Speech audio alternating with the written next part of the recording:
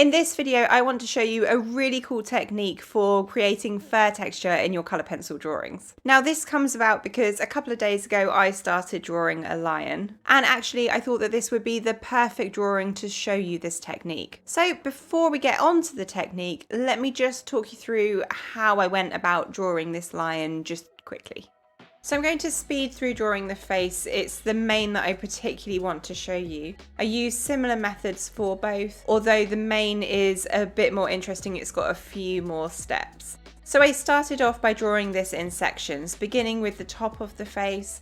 I then moved on to the fur at the bottom of the face, and I also split the mouth into two separate sections. I just generally find it a bit easier working in one section at a time rather than trying to draw a lion as a whole. And all I was really trying to do whilst initially drawing this is get in the rough shapes and textures. I wasn't worrying too much about getting exactly the right colour, because a little bit later on I can adjust that colour, make any areas that need to be darker, or brighten up any areas that need it. So now that I was generally happy with the face, I wanted to begin to think about the mane. And the first thing I wanted to do was create a base layer. So in this reference photo, I would say the lightest colour is the cream. So I wanted to start off by putting a base layer down over the whole of the main section. And usually when I'm putting down an initial layer, I work in a really light layer. I would say that here I was using light to medium pressure, and I'll explain why a little bit later on. I wanted to try and get this initial bit of colour down as smoothly as possible, so I was working in circular motions and had a nice sharp pencil. Around the edge of the lion, obviously the fur doesn't just immediately stop, but I wasn't worrying about that right now. For now, I was literally just blocking in the gist of the shape.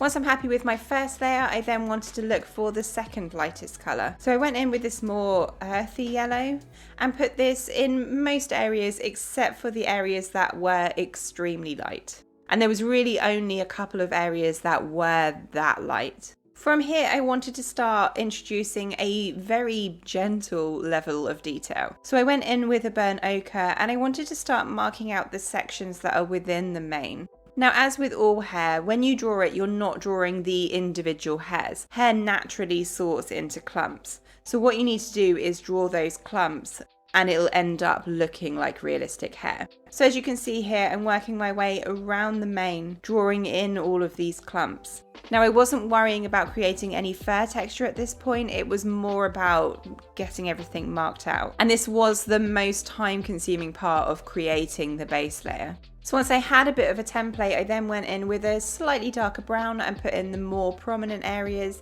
And then I went in with my darkest brown to mark in the really dark parts. Now, I didn't do this with firm pressure. I was still doing it lightly because this is still all about creating a base layer. The whole key to this technique is building up a lot of layers of pencil. Once I had my rough base layer created, I then just wanted to look for any other colours that I thought were particularly prominent and missing. So for example, there's a little bit of pink at the top, and this bottom left-hand corner is a very dark brownish grey. So I wanted to get a base built up there as well. Once I was happy with my initial base layer, I then wanted to begin building up some fur texture. So to do this, I made sure that my pencil was nice and sharp, and I worked in these little flicking motions, always making sure to go in the direction of the hair. So as I mentioned before, the hair is sorted into clumps, and these clumps are going in different directions. So I wanted to look closely at the reference and make sure that I imitate those directions. I also wanted to look for the length of the fur.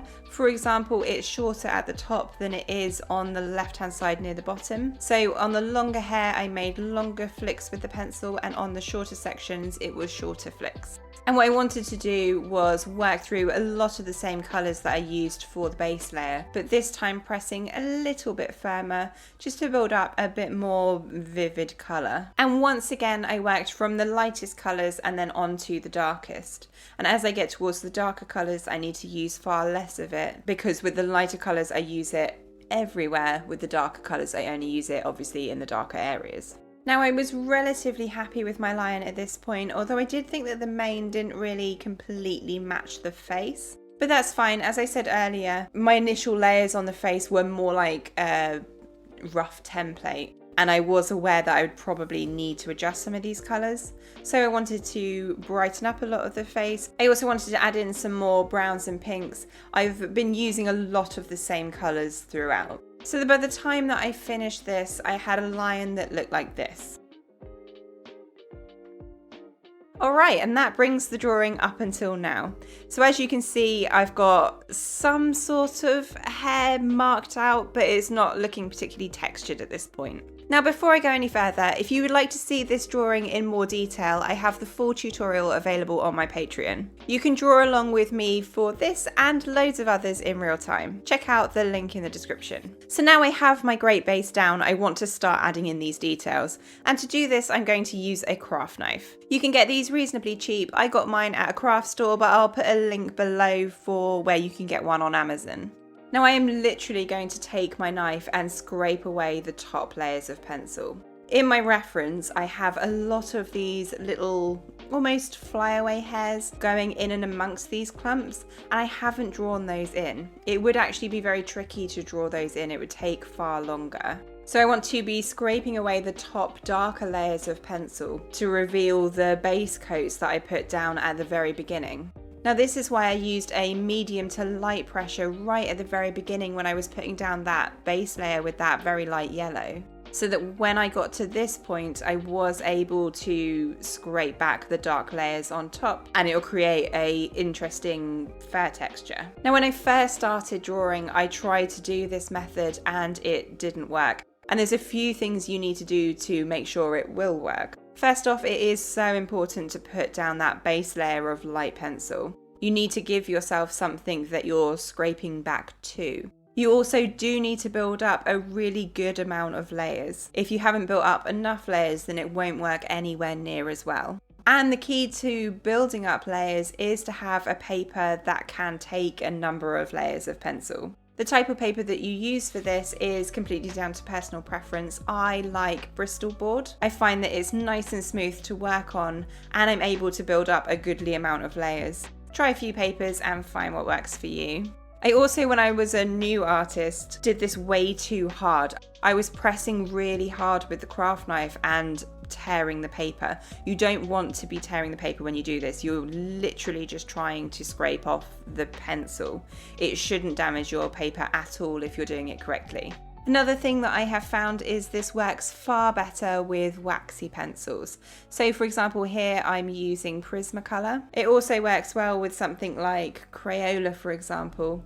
It does work with a more oily pencil like Polychromos, although I personally find it doesn't work as well. So I'm basically working my whole way around the mane, adding in these little flyaway hairs.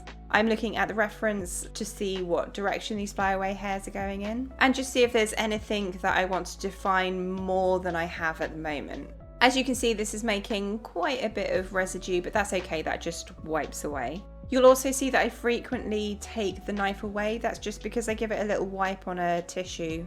It gets a bit of residue built up on the end of it as well. Now once I work my whole way around the mane, I also want to be looking at if there's any other areas I want to scrape away. So for example, I want to do this on where the whiskers will be as well. Now it's not perfectly scraping away where the whiskers will be, but that's okay. Because what I'm going to do now is add some pencil over the top of all of the areas that I've scraped. It would probably be okay to leave it, but I personally like the whole drawing to look nice and glossy. I don't want to be left with little areas that don't look as smooth.